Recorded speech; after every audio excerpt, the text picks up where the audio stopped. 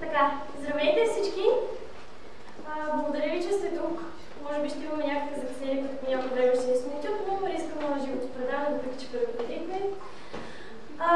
Добре дошли на нашето събитие, посветено на пътя Камино. Вече сте се настанили удобно в компанията на чаша хубаво българско вино, ароматни испански сладки, получили сте любопитен факт или цитат, свързан с пътя, и сте готови да чуете един вълнуващ разказ за духовно и философско пътуване, което всеки започва като част от търсенето на себе си, но дали намира, ще разберем в края на нашата презентация. Аз се казвам Мария Озунова, доктор съм по книгознание, библиотекознание и библиография към Унибит. Имам честта да модерирам и водя днешното събитие. Наш презентатор е доцент Марина Енчева, също от Унибит. Това, което ни събра, е общата ни страст към пътуванията и интересите, свързани с духовното и личното израстване. По наша идея и инициатива тази вечер ще се насладите на любопитни факти, лична история и ще получите съвети за своето бъдещо пътуване до Камино. В публиката има хора с всякакви професии и хобита, някои от тях също са преминали по маршрутите и ако решат в дискусията по-късно, ще споделят своя скромен опит. Други само са чували или чели за Камино, но събират кураж и мотивация да поемат по пътя и се надявам днес да ги мотивираме още повече. В публиката, извинявам се, може би все пак има и такива, които не знаят почти нищо за маршрутите. Но гарантирам, че всеки, който е дошъл днес тук е на правилното място, защото каквото трябва да се случи, се случва точно когато трябва. И който трябва да е тук, обстоятелствата са съдействали да дойде и да чуе това, което сме подготвили и ще си вземе нещо за себе си. Събитието ще протече след поведение от мен, след което преминаваме директно до практичните и философски аспекти на пътуването, за да не ви отекчаваме, защото живеем в едни забързани времена. И накрая ще завършим с една дискусия. Дисфрутар.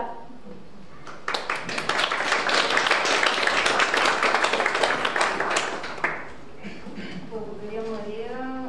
Само и от мен добър вечер. Много съм щастлива и развълнувана, че сте тук.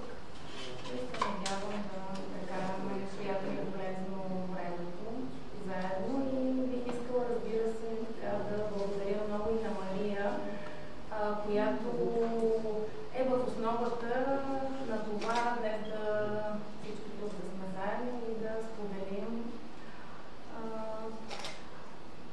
личен опит, емоции и да направим едни планове за повече подобни пътувания, които след това да ни донесат осъзнатост, да ни донесат една по-ясна перспектива и щастливи дни. Представихме се вече, която тя е. И започвам с лекото въведение. Какво е Ел Камино? Културно, туристическо и социално събитие. Или пътят на Свети Яков. Има места на Земята, където seизмичната активност влиза в космически съюз с останалите енергии на Вселената. Нещо като отворени клапани, пътища на комуникация между вътрешността и външния свят. Между земното и неземното. Между мрака и светлината. Между познатото и непознатото, които единствено посветените са способни да открият, или тези, които искрено поискат това да се случи. Пътят на Свети Яков изобилства с места и символи, които пилигрими от всички времена използват, за да се молят, да търсят уединение със себе си, да намират знаци и отговори. Всички спазват традицията на пътя да принесат в дар като оброк своя лична вещ. Има много легенди около създаването на пътя. Основаването на Сантьяго де Компостела и почитането на мощите на светеца, така че няма една категорична и достоверна истина. Съществуват различни маршрути за минаване на пътя – френски, португалски, северен и други. Доцент Енчева избира френския и сега ще ни сподели своите практически напътствия и указания, както и духовните и трансцендентални преживявания, като сънища, прозрения и други. Започваме с практическата подготовка. Аз само ще маркирам точките, тя ще прецени по коя от тях колко да говори. Все пак в края на презентацията сме ви представили една препоръчителна литература, която можете да се подготвите с нея. Може да ни задавате въпроси в края на презентацията, в дискусията. Всичко, което ви интересува, може да си записвате.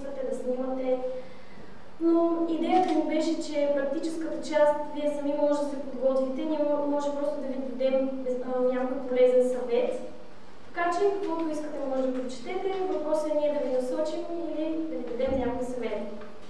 Разбира се, започва се с една необходима екипировка, която е желателно да е в по-малки размери, защото, както знаете, вие тръгнете само с една раница на гърба си и в нея трябва да съберете всичко най-необходимо, полезно и да няма абсолютно нищо излишно, което постоянно да носите със себе си. Доцент Енчева ще ви каже, аз лично смятах, че в тези населени места, които са доста диви, намолъчни места, няма как да плащаш с карта, но тя опроверга това мое мислене, така че и за това ще поговорим. Ще ни даде препоръка какво е хапнала, какво е пиела по време на пътя, защото това също е част от цялостното преживяване на сетивата ни. Какви места да подберем за нощуване, кога и през приложение ли, предварително ли. Дали има специфична информация, която да ни помогне, когато си избираме самолетен билет, някакво приложение отново. Това също зависи от избора ни на дестинация, т.е. от избора ни на маршрути, съответно тогава да изберем от къде да летим, от кой град да започнем. Дали местните хора говорят някакъв друг език, освен испански, или понякога в тези пътешествия дори не е необходимо да говорите местния език, може да се разберете само с жестове, с невербални знаци. Тя ще ни сподели колко често използва мобилния си телефон. Все пак това пътуване е един вид уединение и откъсване от нашата урбанизирана среда, но като едни модерни хора трябва да имаме къде да си запазим, къде да нощуваме. И може би в края ще ни сподели за своята грамота, дали е събирала паспорт и каква е маркировката по пътя. Да, Никола. Благодаря, Мария. Въпреки че това беше мечта за мен да отида на Камино, която беше отлагана няколко пъти, просто почувствах преди половин година, че моментът е настъпил и доста бързо организирах това пътуване, просто за да наистина да се настроиш, че пътуването предстои, необходимо да си вземеш самолетен билет и да знаеш, че тръгваш след няколко седмици. Обсъждала съм с част от хората, които са тук, които също имат това желание и са мислили да извървят пътя, дали не биха искали да се присъединят, но както и аз мисля години наред, всеки намира извинения, оправдания и понякога обективно е трудно наистина да тръгнем, защото трябва да отделим най-малкото поне 2 седмици според мен. За мен това беше периода, в който аз можех да отсъствам. Благодаря на семейството ми, че ме подкрепиха в този момент. И така с чисто сърце и с голямо желание започнах планирането и бях щастлива, че поне в част от пътя щях да бъда с моя близка приятелка, която е тук, Татяна Георгиева.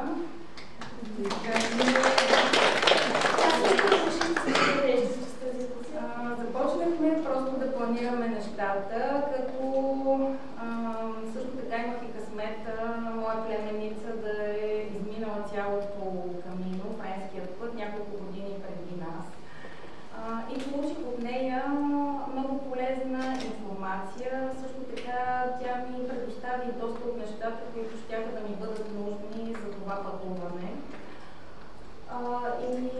Относно екипировката, всъщност се оказва, че много малко неща са ни необходими. Това, което остана да се закупи, просто отидохме буквално една седмица преди това в Декатлон и се снабдихме с всичко необходимо. Безплатно е хубаво. Да, така споменавам, защото наистина намерихме всичко нужно, а то е независимо от сезона, в който тръгваме, хубаво да имаме яхие, така наречено яхие тип кухенка, да имаме ветровка, да имаме дъждобран, слънцезащитен крем, няколко тениски и леки бузи с дълъг ръкав, защото в твърде горещите дни, които могат да се случат и които дори ние изпитахме през май месец, е по-добре да бъдете облечени с лека наистина много бързо и неусетно се изгаря. Шапка. Другото нещо, чорапите са много важни. И това беше така малко трудно. Чорапи от мериносова вълна, които просто осигуряват комфорта на краката, който е необходим за изминаването на средно на ден 25 км.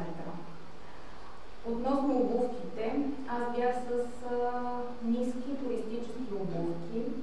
Таня беше с високи такива, с по-високи.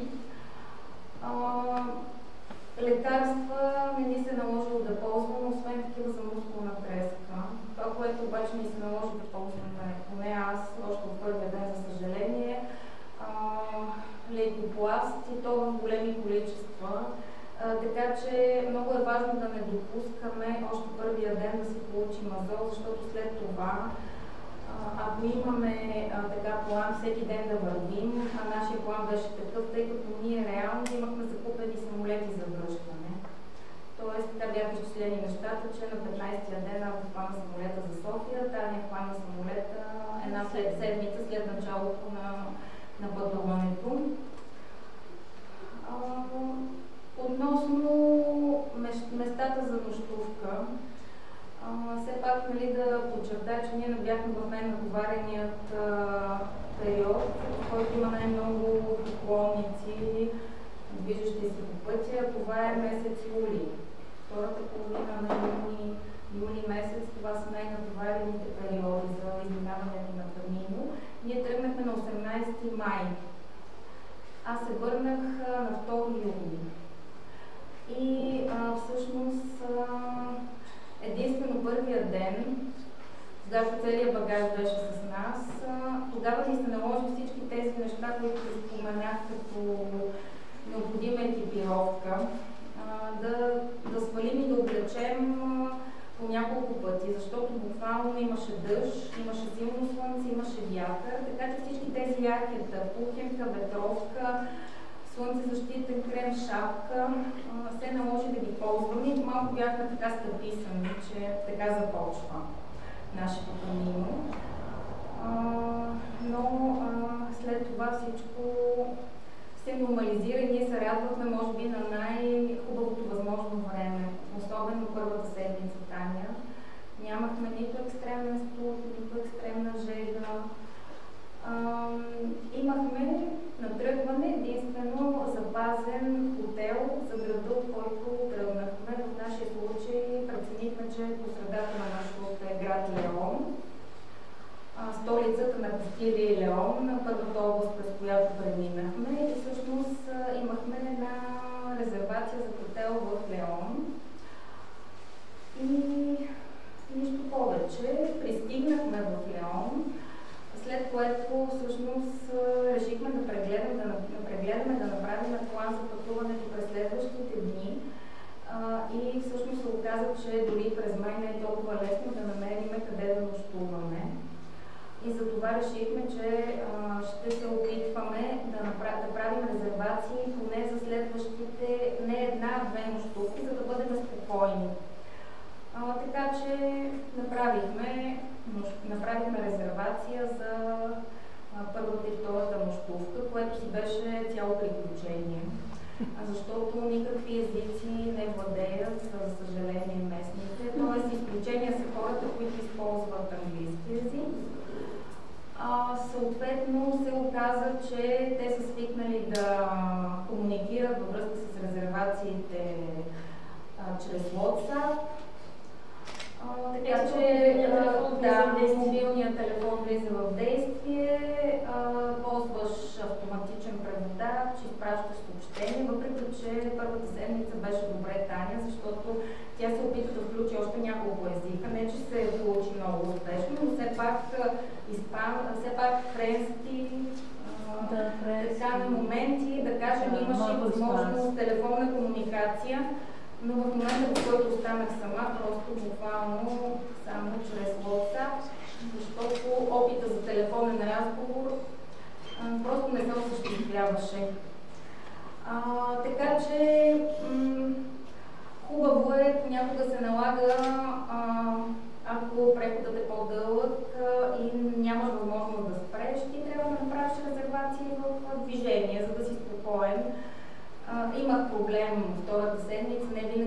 трябва така вечерта да се резервира. Ами, като цяло нямаше много сериозни проблеми с колата, но установихме, че е важно да имаш външна батерия за зареждане на телефона. Като съответно за планирането на нощувките, ние си изтеглихме приложението Camino Ninja, където просто задаваш точката, от която тръгваш, и маршрута с местата, през които преминаваш, се визуализира, получаваш информация съответно за така наречените албергета, приюти за пилигрими, където можеш да нощуваш и започваш там да пишеш съобщения, използвайки телефоните, които са налични в приложението. Също така, ние за планиране на маршрута използвахме книгата, първата книга, която е посочена на края на презентацията, от Хуан Алонсо. Но, както ще стане ясно малко по-нататък, някои от съветите в книгата, да кажем, се оказаха доста трудни за осъществяване. Ние ги реализирахме, но с цената така на големи усилия, което не го препоръчвам. Така че човек трябва да тръгне, да види какво е нормалното темпо, нормалните километри, които може да извърви, без да си причини големи поражения и съответно, ако може да разбие маршрута, дългия маршрут от 35 и повече километри, защото има няколко такива прехода с по-голямо разстояние между началната и крайната точка. Съветваме да се направи, защото просто на следващия ден е много трудно да продължиш. А когато имаш вече направени резервации, когато все пак се движиш по някакъв план, имаш билет за връщане, времето тече. Относно местата за нощуване, има общински приюти или албергета за пилигрими, където цените са доста ниски. Мисля, че платихме в такива приюти 8-10 евро. Тези, които са частните албергета, са между 15 и 20, може би е твърде много. Сега условията не са блестящи. Ако имаш възможност да спиш комфортно, което означава да си в стая с още няколко души, а не с 20 или 50, защото имаше и такива случаи, тогава при душовете има някакъв проблем. Мисля, че нямаше място, където и спането да е комфортно и съответно и банята, нали, да позволява да се освежиш. Но това са неща, които наистина от един момент нататък стават да ти правят впечатление. Просто въобще не ги отразяваш. Хигиената някъде е добра, другаде не чак толкова, затова спалният чувал е изключително така необходима вещ. И другото нещо, което ние разбрахме след първата ни нощувка, в 8 часа ние трябва да сме готови за напускане, защото албергето се заключва и съответно те започват да се приготвят за посрещането на следващата група пилигрими на обяд, защото има хора, които тръгват в 4-5 часа и съответно на обяд те вече са пристигнали и трябва да бъдат настанени. Така че 8 часа ние го разбрахме по трудния начин.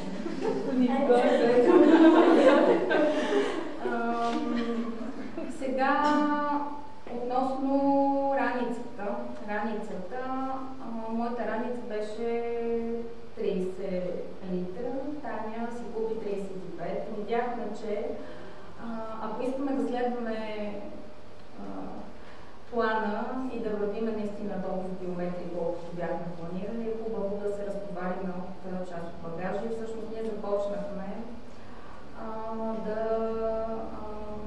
да вървим с по-малки раници, в които всъщност в една малка раничка, средна да кажем, но така чисто визуално много малка, реално не успявахме в такава раница всичко необходимо да съберем.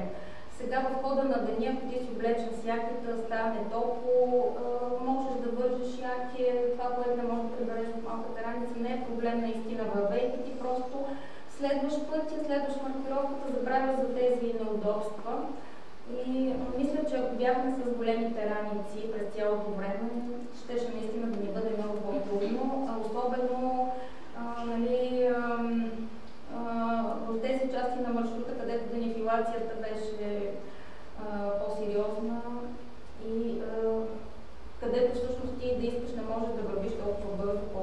планирал. Затова една чудесна мрежа функционираше още от началото, там където тръгнахме от средата на маршрута, от нашето начало Леон. Всъщност ние разбрахме, че ти трябва, ако искаш да оставаш голямата си раничка, да я оставиш в 8 часа най-късно, когато напускаш албердето, с адреса на следващото място, където си резервирал нощувка. Съответно, един от малкото случаи, в които са необходими пари в брой, е точно тогава, за да оставиш 4 евро или 6 евро и да ти пренесат голямата раница. През останалото време, мисля, че почти не сме имали подобен проблем. Почти навсякъде, дори в малките села, имаше възможност да се плаща с карта. Разбира се, имали сме някакви пари в брой, но не ни се налагало почти да ги използваме. Маркировката е изключително добра. Мисля, че почти не ни се налагало да ползваме приложението Camino Ninja, за да вървиме или да използваме Google Maps. Стрелките те водят. Когато да се изгубиш само, ако искаш нарочно. Ако искаш нарочно, всъщност аз успях само веднъж да си изгубя втората седмица. Тя е изключително добре ориентирана. Налага страхотно темпо. Така втората седмица аз не можех така стройно да следвам плана, като бях сама. И веднъж ми се случи да се изгубя, но всъщност много бързо разбрах, че може би бях вървяла сигурно 10 на минутки и една кола спря до мен, дори не ми се наложи някой да питам, една кола спря до мен, защото ти си с раница, съседо от тази мида. Разпознаване. Мидата. Всички пилигрими носят мидата на раниците си, за да могат местните всъщност да разберат, че ти си поклонник, ако имаш нужда, те наистина се отзовават, защото колата спря и ме покани да седна и да ме върнат на точното място, където да продължа. Освен тези така чудесни, наистина получихме много, бих казала, положителни емоции от отношението на хората. Например, още от началото, още като бяхме в богатата област Кастилия и Леон с едни хубави уредени села, в момента, в който ги напуснеш и нямаш възможност, ако искаш да спреш да се подкрепиш, да хапнеш плод, да пинеш вода, насред полето буквално имаше спрени хора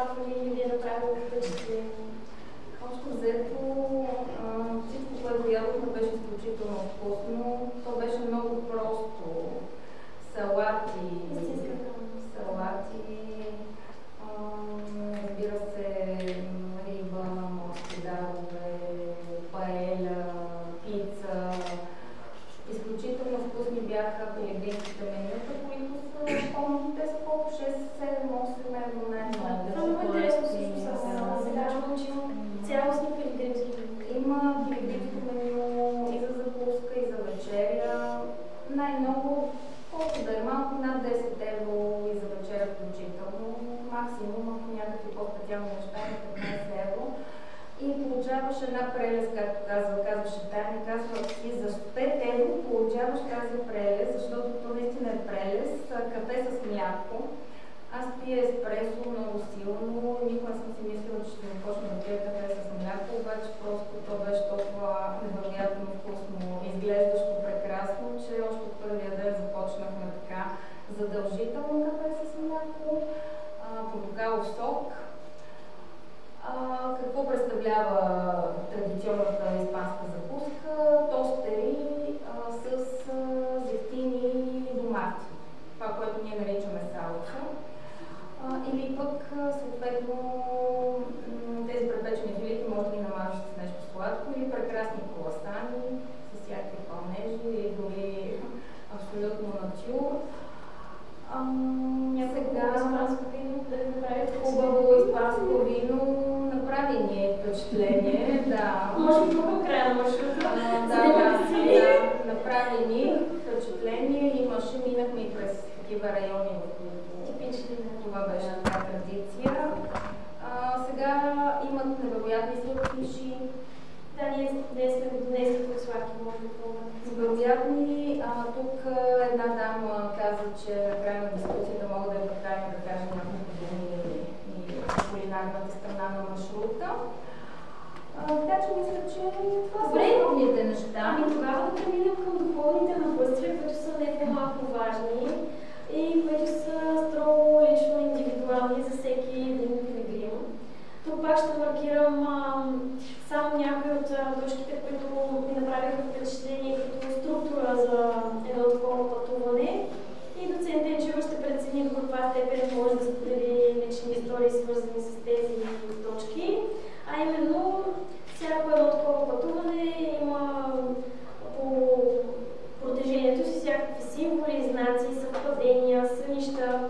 Въпросът е ние как ги виждаме, дали ги виждаме, как ги разчитаме, защото понякога може да ни се изсипе една тълба с знаци и символи, ние да може да ги разчетем и подсъзнателно да не искаме. Но ако сме тръгнали на такъв път, по-скоро искаме. Как се усеща личната промяна и развитието или градирането, как да се изразява по време на пътя? Кое е това нещо, което ни буда напред, води ни, дава ни мотивация да продължим и още, и още, и още? Доцент Денчева в предварителния ни разговор каза, че ще сподели за едно връщане към детството, което сме чували в други разкази за Камино. Някакви култови моменти от нашите животи, нещо като равносметка, прозрения за решения или ако търсим отговори, някаква конкретна визия за бъдещето. Също така ще сподели коя е била нейната любима спирка, което може би е трудно, защото е наистина предизвикателство да избереш само една или няколко спирки, защото всичко е много красиво и много различно, много богато на гледки. И съответно, какво бихте казали, дали е по-добре да сме изцяло сами или с приятелка или с голяма компания? Да, за много. Благодаря, Мария. Бих казала, че пътя ти получаваш това, от което наистина имаш нужда. Може да тръгнеш с различно очакване.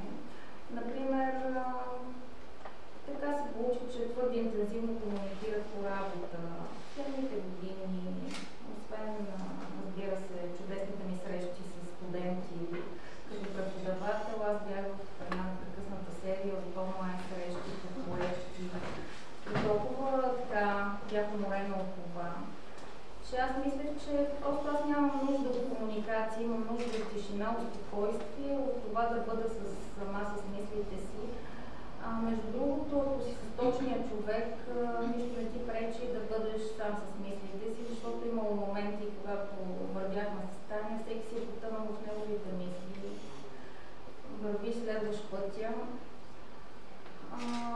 Когато останах сама, Таня замина, беше така странно, но си казвам, сега си сама, мислиш, вървиш и всичко беше, нали, горе-долу добре, да кажем. Но когато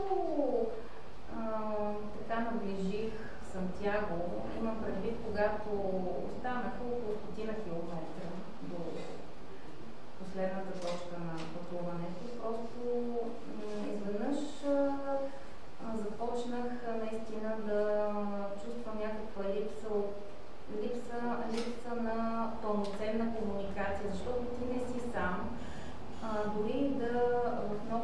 участъците, имало часове, в които съм вървяла сама, и в някакъв момент винаги срещаш някой друг, пилигрими, местни хора, всички са така жизнерадостни, поздравяват те, но нали, говоря за някакво по-задълбочено общуване.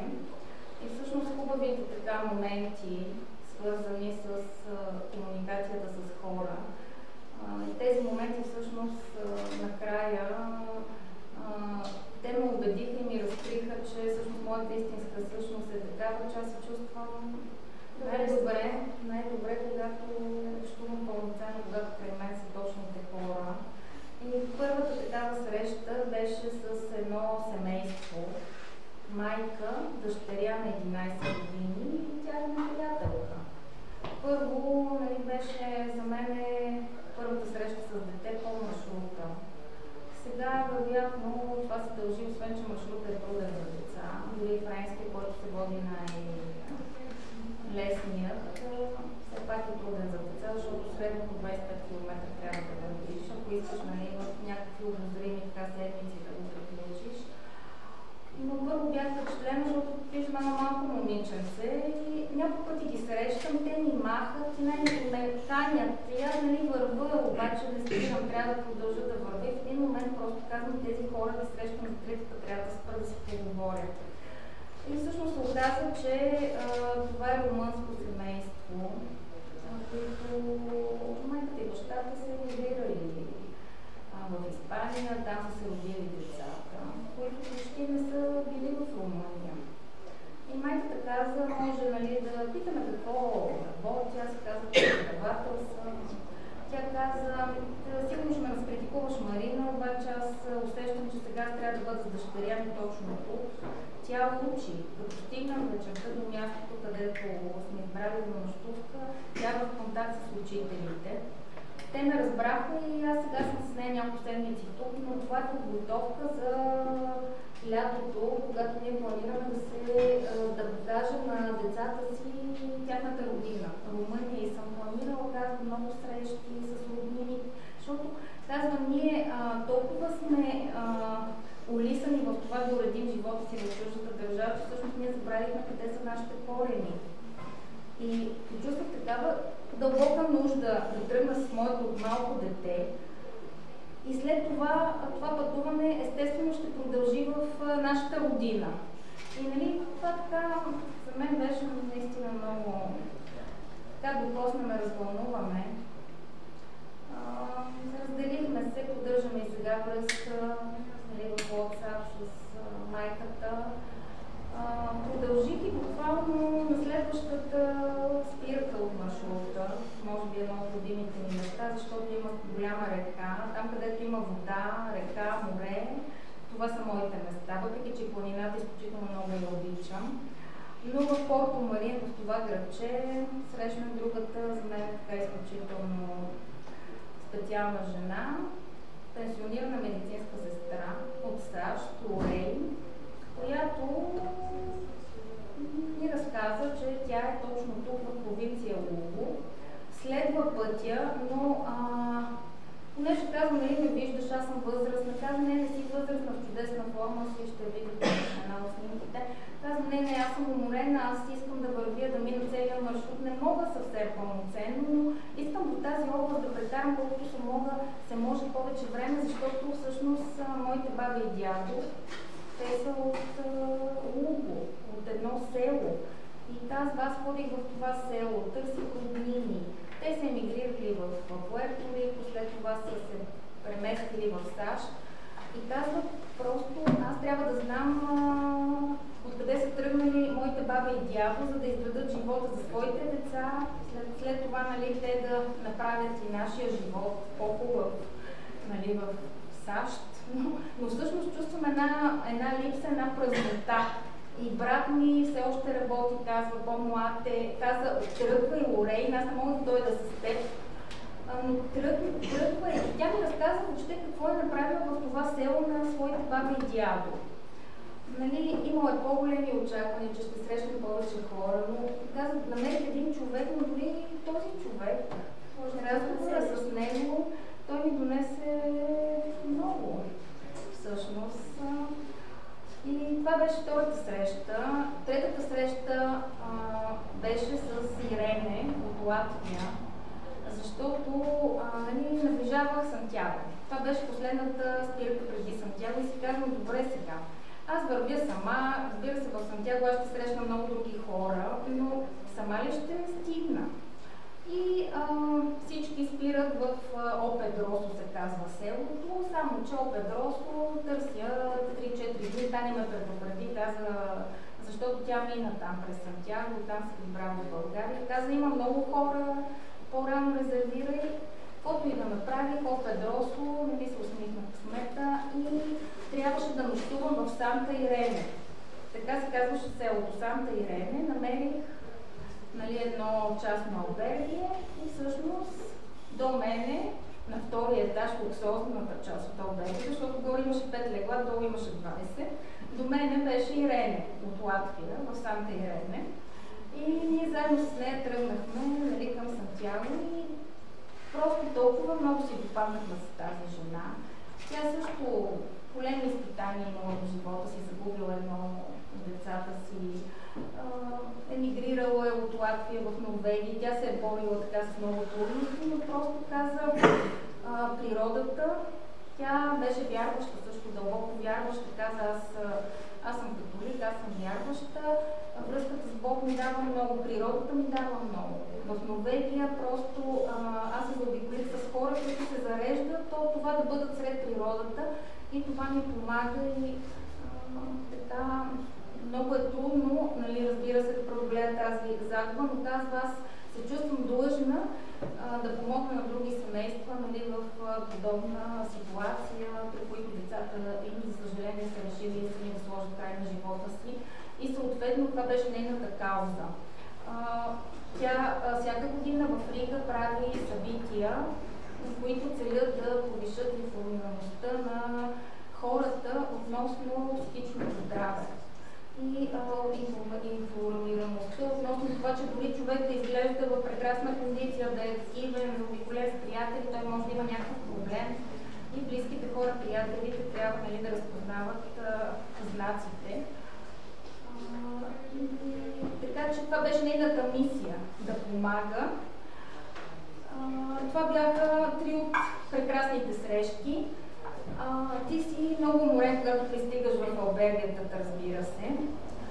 Но въпреки това спиш добре и сънуваш хубави сънища. И моите сънища бяха свързани с детството ми. И най-вече с периодите, в които аз, двете ми баби, дядо ми, и сестра ми и двете ми братовчетки прекарвахме летата в едно село край Кюстендил, където просто родители, баби, дядовци бяха построили една малка къщичка, за да може ние, които нямахме село, понеже живееха в София баби, дядовци. Това беше родното село на едната ми баба. И ние имахме ни щастливи лета там и моите сънища по някакъв начин ме връщаха там. Категорично, докато вървейки по маршрута и сменяйки тези пейзажи, аз оприличавах винаги смяната на пейзажите, планините с моя опит от последните години, най-вече в Родопите. Търсих най-вече връзката с Родопите, където имаме така щастието, моето семейство, силно невидимо място да прекарваме. Така че през деня, вървейки връзката с Родопите и връзката с българската природа и българските планини, по-скоро в сънищата, наистина се връщат така назад в моменти, години, които са ми давали така някакво чувство на сигурност. И в моменти, в които това чувство е разколебано, ние сме отзети от най-различни тревоги, несигурно дали ще се справим, имаме нужда от едни такива устои и си казвам, ето аз вървя по пътя, защото искам нещо да променя, искам да разбера кои са наистина важните неща за мен.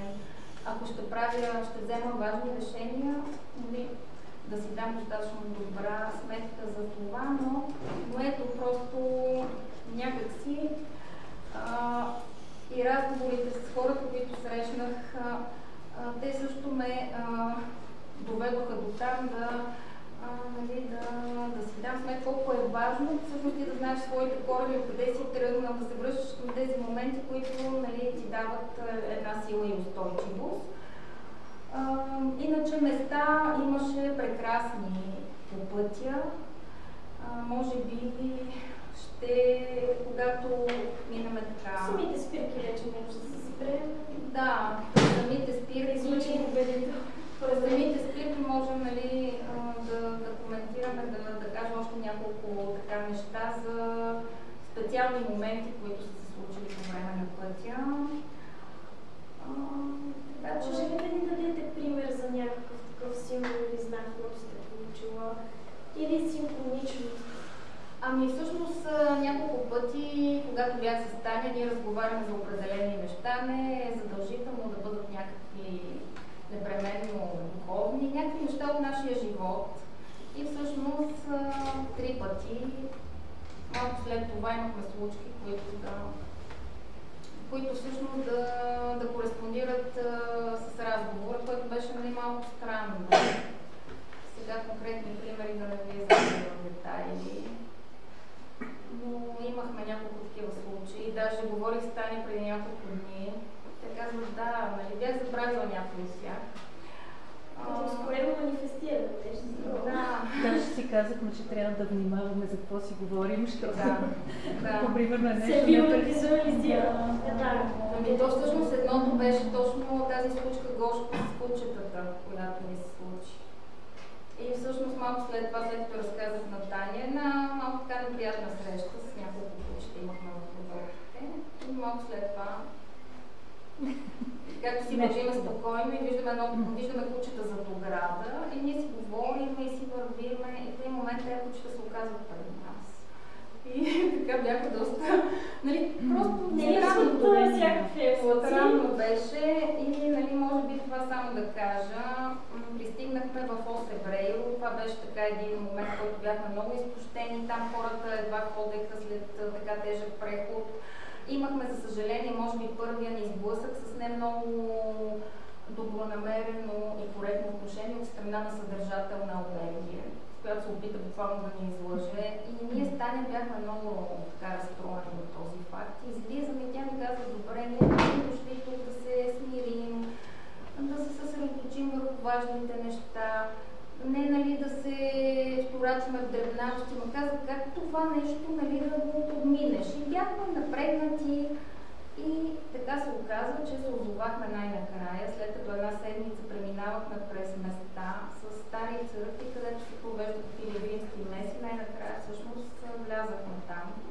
И бяхме може би на най-прекрасната меса, това е католическа меса, но тя е за пилигрими. Пасторът беше минал около пътя. Присъстващите имаха възможност да четат на своите езици текстове от Светото писание. Имаше една много тясна комуникация, получихме прекрасни малки подаръчета, символизиращи камини. Това беше невероятно зареждащо преживяване и си казахме след това, значи всичко си идва на мястото. Този ден чувствахме се някакси натоварени, напрегнати, разочаровани и всъщност вечерта влязахме там и всичко си дойде на мястото. И разбрахме, че сме там, където трябва да бъдем и тези неща ще ги има, но всъщност това е част от опита и в крайна сметка надделява усещането за хубавото, за позитивното. Тази любов и енергия от хората наистина страшно много ни даде в този момент. Така че може би това.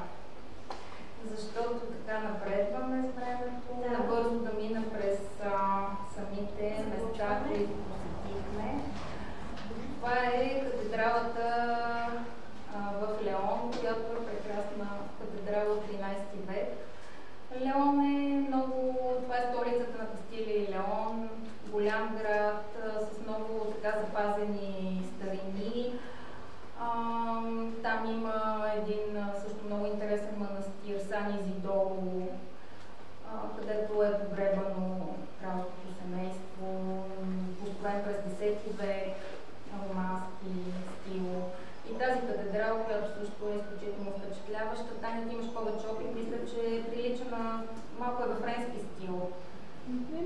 романтическа, френски стил. Чудесно, така разбира се, ние не знаем какво ни чака.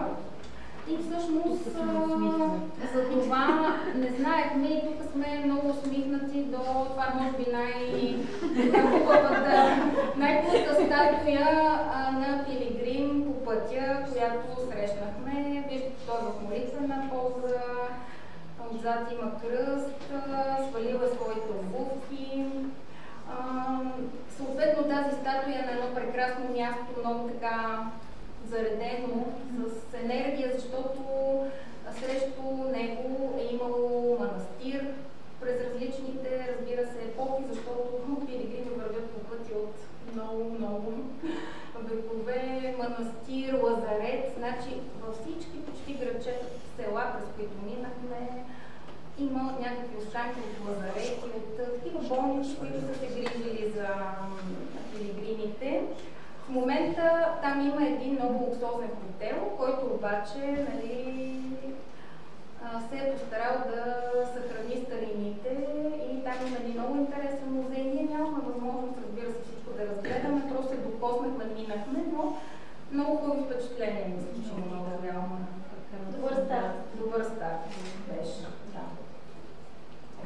Сега първата ни отсечка не беше така от най-интересните. От гледна точка на това, че вървяхме по магистрала, по пътища, по асфалт вървяхме така доста време. Хубавото беше, че не беше тежък преход, нямаше дерогилация, но аз успях въпреки това, още първия ден да се здобия с мазол. Затова просто спирайте, почивайте, слагайте лекоплав, докато вървите, защото това е много лошо да стартираш с мазол. Ако починеш един ден, ще решиш проблема, но както ние вървяхме всеки ден по 25 км минимум, това се задълбочава и всъщност част от удоволствието. Сан Мартин дел Камино, отново виждаме тук фигура на пилигрим. Самото място не би казала, че нещо ни впечатли твърде много. Малко бяхме и в стрес, когато ни бързата процедура ни събудиха и казаха, че заключват до 1 минута. Така че тръгнахме, малко бяхме така фрустрирани, обаче след това започнахме да преминаваме през едни много прекрасни места с цветя. Да. И между Сан Мартин дел Камино и Хоспитал дел Виго просто вървяхме през едни такива прекрасни полета, бих казала. И срещнахме за първи път Лена от Русия, която срещнахме сигурно първата седмица поне 10 пъти в различни селища. И разбрахме, че хората са там с различна цел. Тя беше инфлуенсър, съответно всяка стъпка по пътя тя я стримваше. Но ми каза, момичета, вие не знаете къде сте тръгнали. Аз съм алпинистка, те е планините в Русия и вижте как ходя, аз едва вървя. Тя вървеше по някакъв много особен начин. Обаче вървеше, нали? Ние с Таня малко се стреснахме, малко бяхме така стресирани. Сега, това е един, може би, ние видяхме много мостове. Този е прекрасен римски мост и всъщност за него се говори в Дон Кихот де ла Манча, когато Дон Кихот разказва за този славен рицар, който за да завоюва любовта на своята дама, той е дал обед, че 2 седмици ще удържи моста. Минали са 60 благородника, той е бил сам с още, да кажем, 5-6 души и всъщност са успели, никой от тези хора не е успял да премине моста. Също така, нали, има само една жертва, което е добре и този мост се нарича мостът на достойното преминаване. И всъщност те след това са тази група рицари и неговите там верни сподвижници, те са принесли дар в катедралата в Сантяго дар пред Свети Яков, пред неговите мощи. Така че бих казала прекрасно място. Имаше и такава точка в поведението. Вие искате ли да споделите какво оставите като свой блог? Ами всъщност ние си бяхме взели, ти трябва да вземеш нещо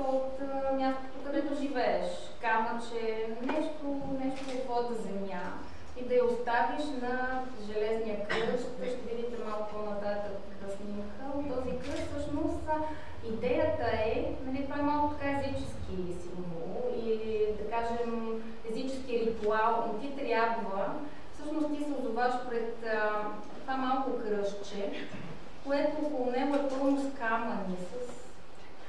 И всъщност идеята е ти зад гърба си да изхвърлиш този камък и така всъщност да се освободиш от тревогите, глоби и напред нещата да бъдат по-различни. Така че всъщност ние донесохме и двете, мисля, че бяхме донесли някакво камъче, което оставихме там. Сега и навсякъде статуи на пилигрими. Сега това е един повод да кажа, че забравих за камчето и подходящ съд за вода. Трябва да имате задължително в раниците, но няма повод за тревога, защото сега в Кастилия и Леон навсякъде има чешми. Обозначено е кои са за пиене, кои са за миене. На всяка крачка и много по-оживени са селата и дори да няма чешма, ще има някой в полето, който да ти даде вода.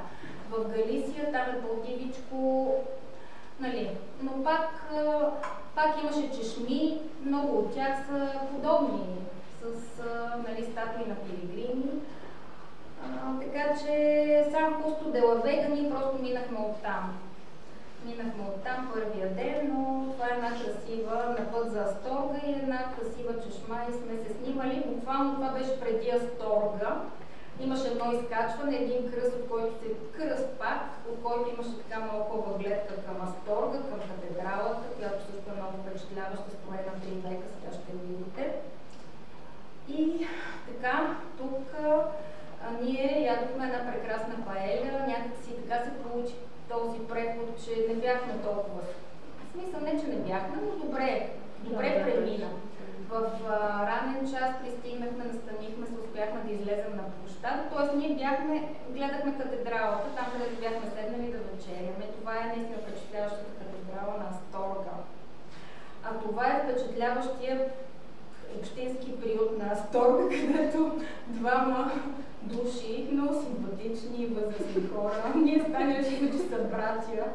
Бяха наистина като от някакъв анимационен филм, много искаха да помогнат. Опитваха се, може би, 40 минути да ни регистрират в тяхната система. Значи това е общинския, нямаш как да не го включа. Ние искаме да се настаним и да излезем, обаче те ни регистрираха 40 минути и ни казаха, значи вие, щом тук сте се регистрирали, от тук нататък във всеки един общински приют веднага ще влизате. Просто получавате този QR код, положиха невероятни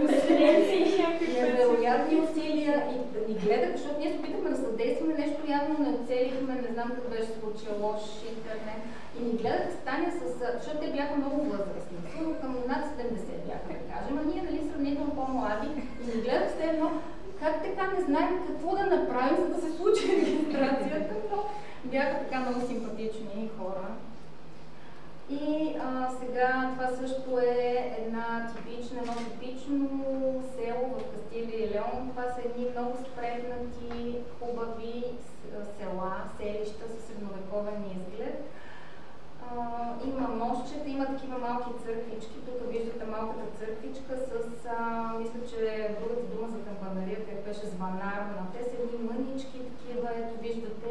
Навсякъде, просто във всяко селище има стрелки водещи към църквата. И това са много стари църкви в повечето случаи, а това е типичната, да кажем, къща. Виждате камъни, тигли, така, красиво, приятно. И ние бяхме тук още в един етап, в който много спокойно се чувствахме, защото си правихме почивка за обяд, което след това рязко прекъсна нали, тази традиция. Но тук бяха едни равни пътища, вървиме и си мислиме, че само хубави неща ни чакат. Ето. Една прекрасна панорама. Прекрасна панорама. Вървиме. Прелюдия към нещо. И стигнахме до Рабанал де Камино. Също прекрасно място. Много албергията. Виждате най-различни. Изключително старо място. Така символно. Защо е символно? Защото е в подножието на Железния кръст, където разказах. Вече с Мария стана въпрос. Къде хвърляш ти даровете? Железния кръст. Ти вървиш вече, това е най-високата точка на френския път. И всъщност това е едно място, където нали, от векове се събират пилигрими, за да могат заедно да вървят нагоре и да стигнат до Крос де Фер или Железния кръст. И съответно следващата така точка което беше голяма грешка, че ние тръгнахме от Раванал до Камин, ние трябваше да стигнем до Понферата. Това се оказа след това, като видяхме, 37 км. Значи Понферата е тамплиерско селище. Идвали са рицарите тамплиери да съпровождат поклонниците, които от Рабанал де Камино всъщност са тръгвали да покоряват планината. И, нали, разбира се, тогава е било и много по-тежко, много по-опасно, деднали са ги разбойници и всякакви опасности и съответно били са придружавани и защитавани. Рабанал де Камино, прекрасно място, там имахме също една много странна случка. Албергитата много рано се затварят. Затварят, слагат, това са едни врати, които ти не знаеш как да се оправиш, даже да си така ориентиран човек. Те са много стари и всъщност ние на време се прибрахме, беше обявен 10 часа като крайен час. Ние, да кажем, 9 до 15 бяхме там, значи няма признаци на живот, всичко затворено, пуснали кипенцето. И ние станем наистина много се... тук седяхме и се чудиме, Боже, какво ще правим ние, как ще влезем. И ние намерих някакъв телефон и викам, Таня, сега е момента, проби си там испански. И тя започна да говори и тя казва жената, нещо и Таня го изпълнява, отвори врата, така, Таня, тя казва, добре, че сме ходили преди 15 години на Самос. Тя надолу, нагоре. И тя, да. Успяхме да влезем. Това ще се прави на момент. Значи това е едно изоставено балканско село, фон Себадон, извинявам се, просто се замисли как се наричаше. В момента няма жители. Може би има едно място за нощуване и малко така е странно. Тръпките побиват, едни такива изоставени къщи, ушашки се, които сме виждали, за съжаление, в нашите села. Едно време е било подкрепено от краля, нали, в подножието на железния кръст, процъфтяващо, но в един момент просто, за съжаление. И след това имаше също едно следващо място, забравих името, малко след това Балканско село, където всъщност има само едно албергие, в което живее учелника Томас от може би 25 години и се грижи за преминаващите. Пак общо взето в този вид къщите се ползват за приютяване на добитъка. Основно пригодени, няма постоянно живеещи, някои използват просто за тази цел. Но иначе ето тази красота, която така искам да ви демонстрирам тук, това ни следваше по пътя. Аз ви казах, правя аналогия с нашите планини. Сега ще видите всъщност и вие може да се досетите това, на коя наша планина прилича. Как се сменя пейзажа, постепенно се сменя. И това са едни прекрасни, цветни. Много беше красиво и зареждащо. За първи път видях такива цветя там. Не знам как се нарича този храст. Но много, да, хубаво беше. Докато стигнаме кръста, всичко вървеше по план, бяхме спокойни, разсъждахме се на природата. И така. Това е железния кръст съответно. Разказах ви как изхвърляш своите тревоги за гърба си, виждате камъните. И това е едно място, където хората спират, всеки си остава сам със своята болка. Имаше така много надписи, пейки. Виждаш, че там това са били родители или други членове на семейството, които просто искат да дадат почит на своите близки, които вече не са, нали, сред тях. И имаше пейки на моя син, на моята майка и едно такова място със специална енергия беше.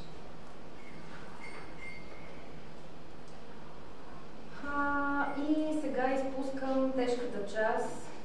Беше много тежка, много беше тежко, като стигнахме най-високата точка и се почна едно спускане надолу. По едни, в голяма част от маршрута, едни тесни, стръмни пътеки с ситни камъчета. И буквално ти трябва много бавно да вървиш, защото опасността да паднеш, да си скълчиш кръка е реална. Също така, наслаждавайки се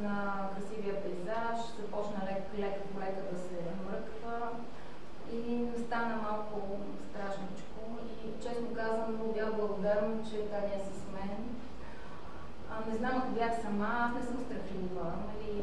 Просто не се страхувам да бъда сама сред природата, но така, имаше моменти, в които не се чувствам много комфортно. И вървиме, слизаме, гледаме, нали, колко километра и се не стигаме тази Молина сека, едно прекрасно място. Това е, може би, втория по красота мост след този на достойното преминаване, дето видях Сервантес цитира историята. Прекрасен мост, прекрасно място, Молина сека. И си казахме с Таня, защо не спряхме тук да нощуваме, а ще вървим още 10 км до Понферата. Просто да, и беше много тежко. Добре, че тази нощ не бяхме в алберги, бяхме в хотел, за да може да пристигнем в 10, първо нещо да хапнем и след това в 11 да се настаним в хотела. Просто бяхме 36-7 км, направо бяхме съсипани от този преход. Така че трябва да се раздели този участък от Рабанал де Камино, да се спре Молина сека, 10 км с 10 км. Иначе Понферата, това е последният голям град по пътя към Сантяго. След това започват и по-малки села, селища. Много красив град. Виждате Тамплиерския замък. Той е известен с Тамплиерския замък. Лузия. Следват Лузия. Красиво място и ние тръгнахме и гледахме, че няма да има денобилация. Прекрасно. Сега следващата снимка. Преминаваме през земите на земните, как бяха нарекли.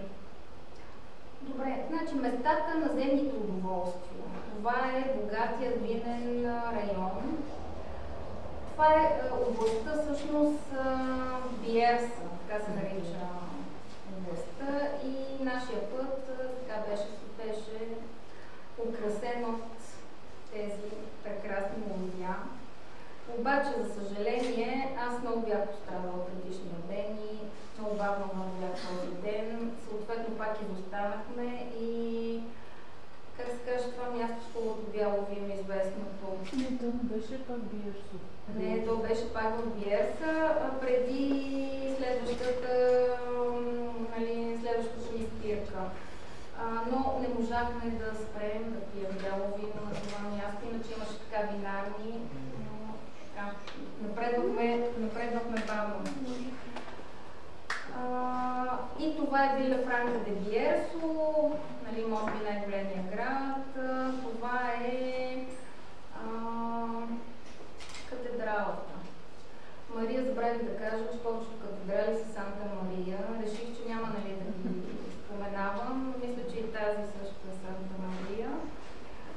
Иначе Вила Франка де Биерсо е едно прекрасно също градче с своя средновековен площад, където има кметство, където има, нали, със сигурност друга църква. Тук някакви беше на много нива, така беше някакси на хълмове. На хълмове. И сега вече сме преминахме. Това е също така едно изпитание, за да стигнем до Себрейро и вече всъщност да бъдем в областта Галисия. Което е изключително, виждате, красиво място, високо и след това всъщност почваме оттам да се спускаме надолу. Това е църквата, в която се случи тази невероятна меса, за която, нали, Танче? Църквата, в която беше месата и после стане, за съжаление, се разбилихме. В финала. Ами да, беше финал. В финал беше и съответно тръгнах сама, Трия Кастеля, едно време имало, нали, виждате от наименованието Три замъка, в момента няма дори руини, но също да кажем, всяко едно от местата, които са тук,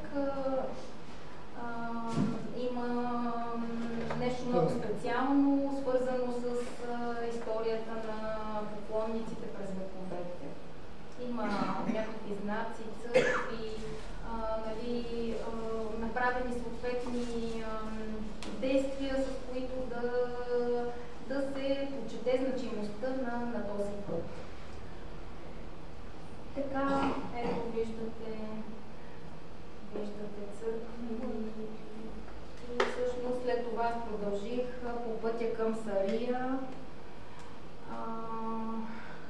Значи Сария е мястото, където изведнъж цялото това уединение, тези мисли, това оставане насаме с себе си, всъщност рязко това нещо се променя, защото малко след Сария остават 100 км до Сантяго, а за да получиш пилигримски паспорт, трябва да си извървял последните 100 км, ако си засполяла 250, ако не се лъжа. Тоест, започва тълпата. Да, значи Сария беше едно пренаселено, претоварено място, пълно с хора, които наистина не знаят защо и къде са тръгнали. Ученици, деца, учители, все едно са на екскурзия, вървят, разправят се, дигат шум, така малко изведнъж рязко.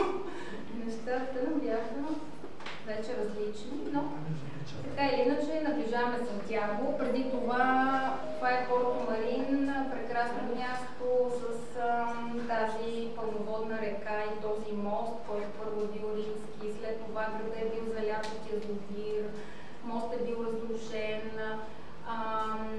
Старите символи на града трябва да бъдат пренесени на новото място, където заради това наводнение трябва града да се жителите, заедно с всички важни за тях неща, да бъдат всъщност пренесени. За мен това беше едно невероятно място, изключително така бях щастлива, като видях тази гледка пред себе си. И това е Лорейн, която беше отишла в селото в провинция Луго да търси роднини на нейните баби и дядо, медицинската сестра от САЩ. На централния площад на Порто Марин. Мелиде, някой ме попита кулинарни неща, те са известни. За първи път, Таня, сутринта закусвах торта в сладкарници, защото видях, че там има сладкарници на всяка крачка и реших, че и някакви много специални торти. Ядох една от тях. Сега какви торти? Например, много са известни бадемовите торти. Имат много интересни кремове. И в Сантяго вече опитах и торта Сантяго, която е бадемова, но тук ядох невероятна торта за закуска, а предишната вечер, всъщност, когато пристигнах, опитах в хотела какво да опитам, с какво е известна кухнята на Мелиде и те ми казаха октоподи, така че Таня знае. Поръчах си октопод, бяло вино и изпратих една снимка. Мечтаното бяло вино от този. Най-накрая Мелиде успях да пия, така, на спокойствие. Сега Арзуа, нищо особено, като място бих казала, но то е знаково гледна точка на това, Мария беше маркирала, аз нищо не казах, има португалски път, норд, френски, например Ирене, която ще видите, с която заедно стигнахме до катедралата в Сантяго. Ирене всъщност беше вървяла по-норд, покрай португалското крайбрежие, много тежък маршрут. И тук се срещат няколко пътя, за да могат поклонниците да продължат по посока на Сантяго. И Арзуа, всъщност, основно жителите на Арзуа са преселници от страната на баските, тази испанска провинция. А всъщност норд пътя, да кажа, аз се интересувам, не че скоро ще тръгнем, мисля, че ще поизчака, но норд покрай крайбрежието ме развълнува, тя каза, от страната от Билбао, от страната на баските. Така че тук се пресичат пътищата. И стигнах до Санта Ирене, където срещнах Ирене, и Санта Ирене село, малко село, такова красивичко, китничко, и понеже бях с Ирене, тя ми каза, значи днес стигаме в Сантяго. Много рано, 7 часа, бяхме вече някъде на път, пихме първото кафе и потокало сок и тръгнахме през едни прекрасни гори с вековни дървета. Понеже вие правихте аналогии от тебе, това прилича на нашите секвоите.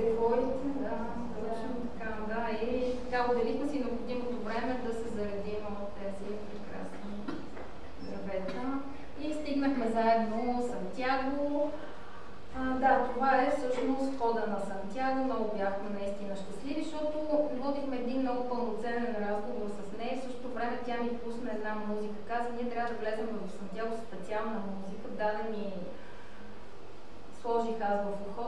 в нейното и заедно слушайки една музика невероятна. Сега не мога да ви кажа каква беше точно, забравила съм, но просто така влязах в Сантяго с музиката.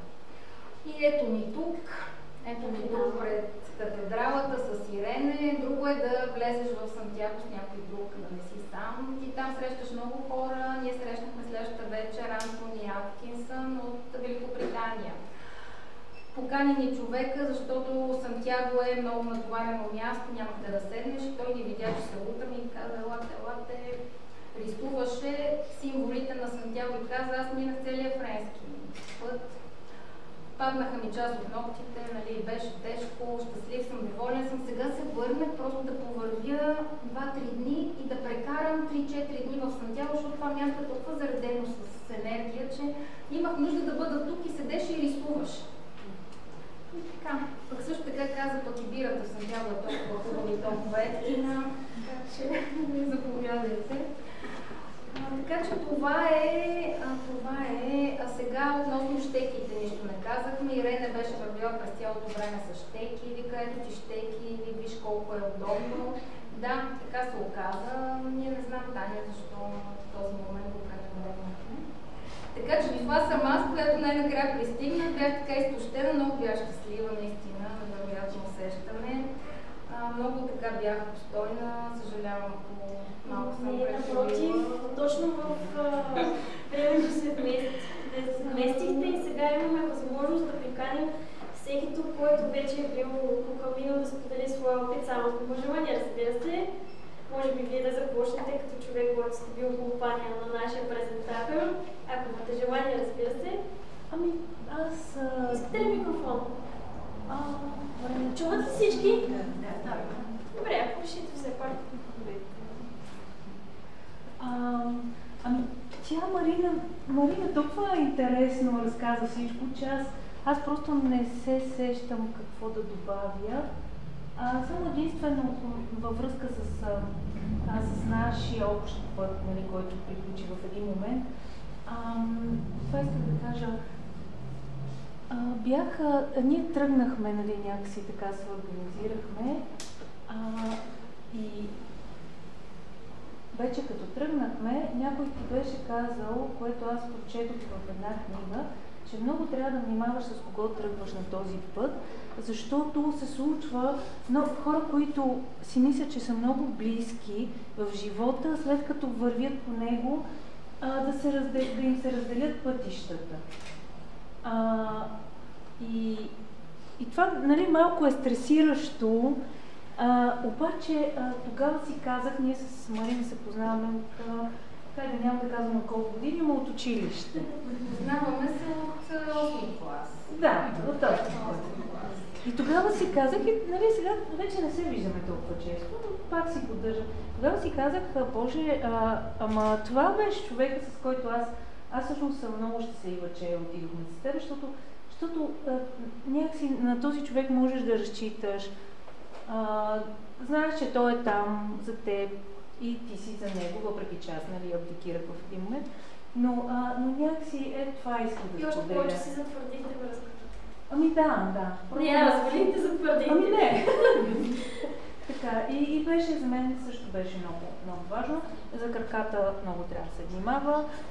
Тя имаше мазоли, аз нямах мазоли, но след това пък аз имах други проблеми, така че много е вълнуващо, много е хубаво. Бих отишла пак за по-дълго. Не знам кога, но пък е трудно. Ще се амбицираш да повървиш още. Да. И така. Аз искам да си позволя, моля, като водещ модератор, да задам първия въпрос към Марина. Има ли такова нещо, когато веднъж вече си тръгнал по Камино, без значение по кой маршрут, той постоянно по някакъв начин да те вика, ето сега в случая ние правим селфи, вие се връщате към тези моменти. След време ще се случи нещо друго, може би пак ще се сетите, ще поискате да отидете пак или по друг маршрут. Има ли го това наистина този момент, в който веднъж минал Камино, той никога не те оставя и искаш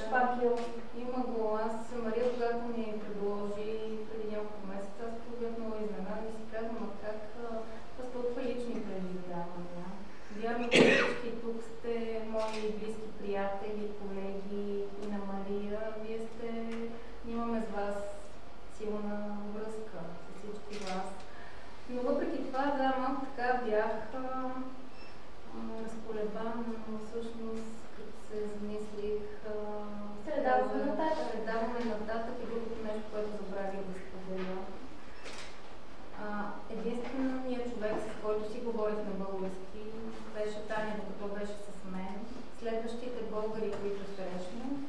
Бяха вече в Мадрид на 15-тия ден, когато всъщност трябваше да си хвана моя самолет. Виждам, че има много групи за Камино, но аз не срещнах нито един българин по пътя. И си казах, ние трябва да го предадем нататък, защото наистина носи, дава много. И какво друго дава, освен тези духовни прозрения и нали, това спокойствие, което вземе. Другото, което дава е, че ние много често си мислим, че не можем. Имали сме изпитания, здравословно, нали, не сме вече на 20 години, обаче тръгвайки там всъщност си даваш сметка, че ти можеш да направиш много неща.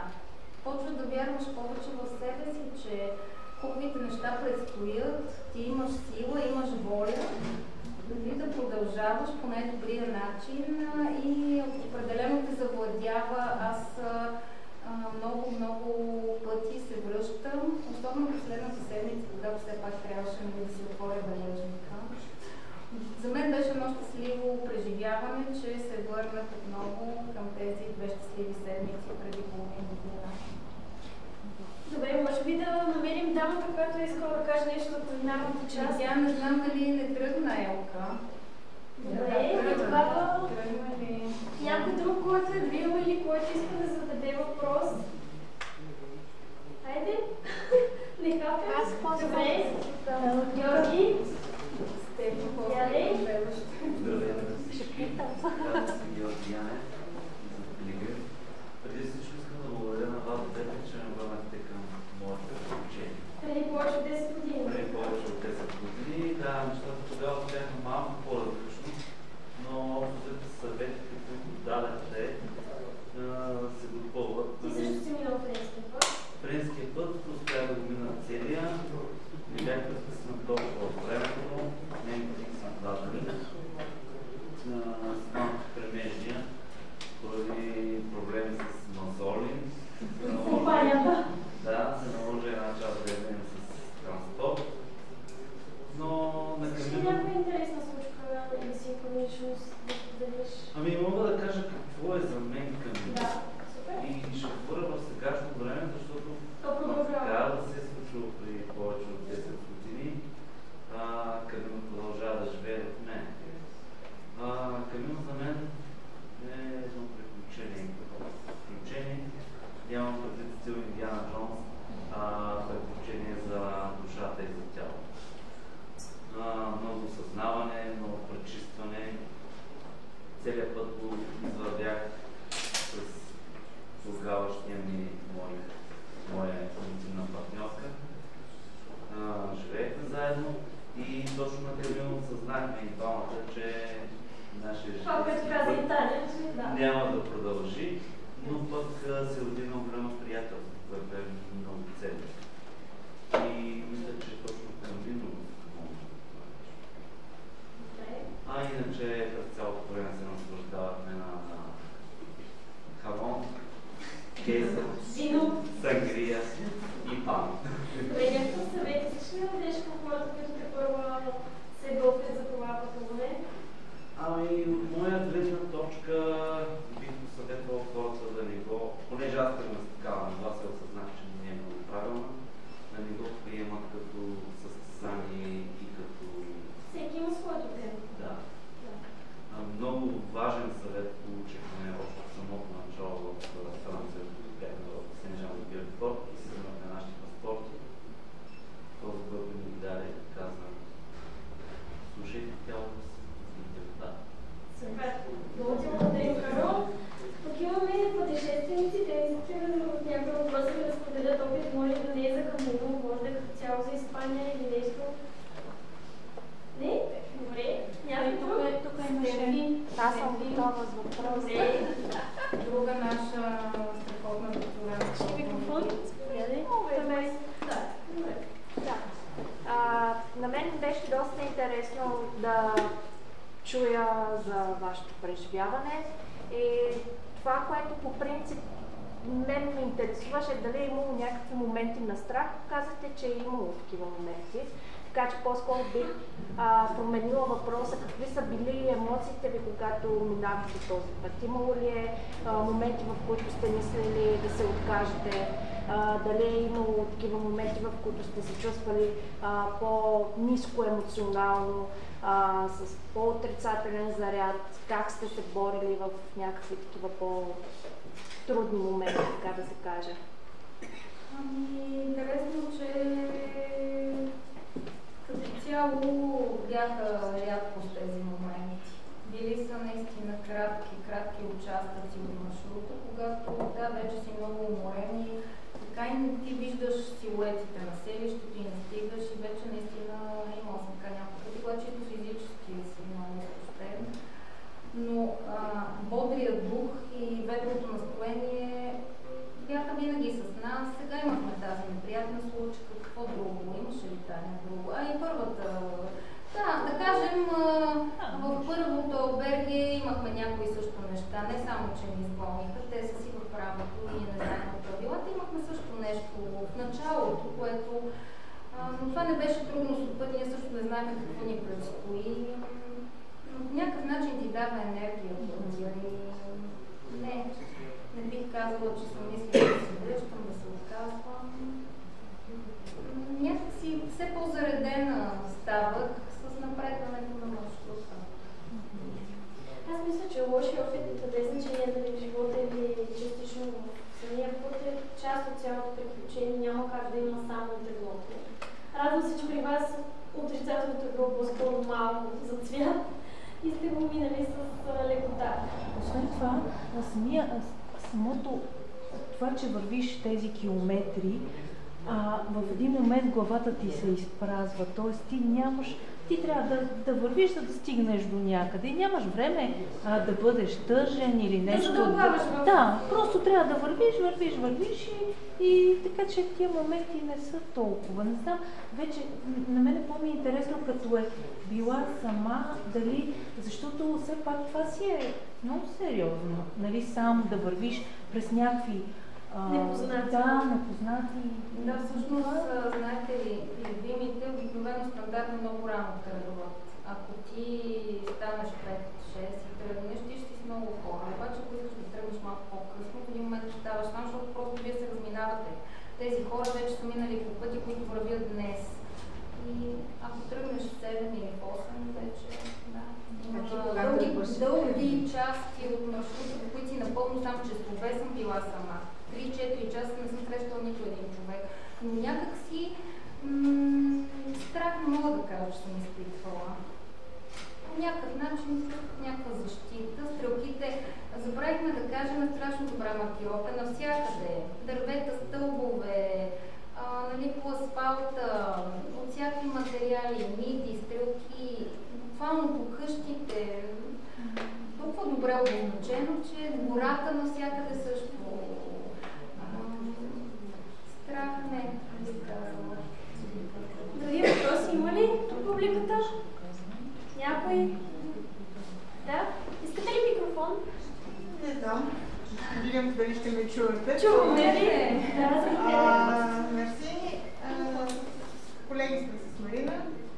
Тя сподели като прегуши, но първият път, когато чух за Камино, беше от Шърлен Маклейн.